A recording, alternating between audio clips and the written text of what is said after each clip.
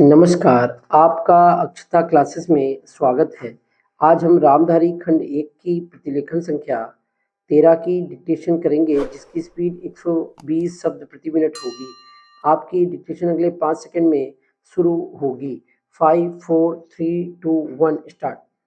महोदय, यह भी विचार किया गया है कि जो व्यक्ति समाज में काम करता है, चाहे आविष्कार का काम करे, चाहे दूसरा कोई काम करे, उसको उस काम में तब तक सफलता नहीं मिल सकती है जब तक कि समाज का सहयोग या समाज ने जो परिश्रम किया है या कुछ आविष्कार किया है, उसका उपयोग उसको प्राप्त ना हो, उसका उपयोग वह ना कर सके।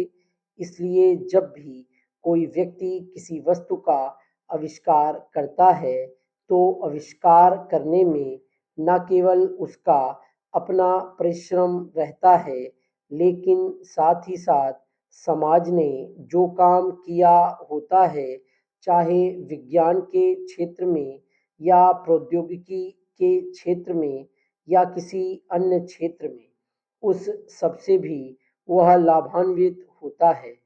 इसलिए जब हम किसी आविष्कारक के किसी आविष्कार के अधिकार की रक्षा करना चाहते हैं, तो उसके साथ साथ यह भी विचार हमारे दिमाग में आता है, जिस व्यक्ति ने समाज की सहायता से आविष्कार किया है, उस समाज को भी उसका फल अधिक से अधिक मिलना चाहिए।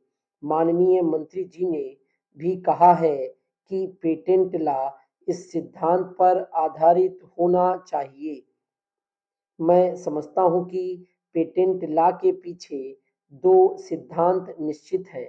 पहला सिद्धांत तो यह है कि जो व्यक्ति परिश्रम करके, धन लगाकर, अपना दिमाग लगाकर के किसी वस्तु का आविष्कार करता है, उसके तथा अपने परिवार के लोगों के अधिकारों की जहाँ रक्षा होनी चाहिए, उसके साथ ही साथ जैसा मैंने अभी कहा, कोई व्यक्ति समाज में व्यर्थ में काम नहीं करता, वरन पिछले समाज के लोगों ने जो जो काम किए होते हैं, चाहे विज्ञान के क्षेत्र में या प्रौद्योगिकी के क्षेत्र में या किसी अन्य क्षेत्र में, और जिनके आधार पर वह कोई आविष्कार करता है, उसको उसका प्रतिफल तो मिले, लेकिन जो परिणाम हो, उसका प्रतिफल समाज को भी मिलना चाहिए।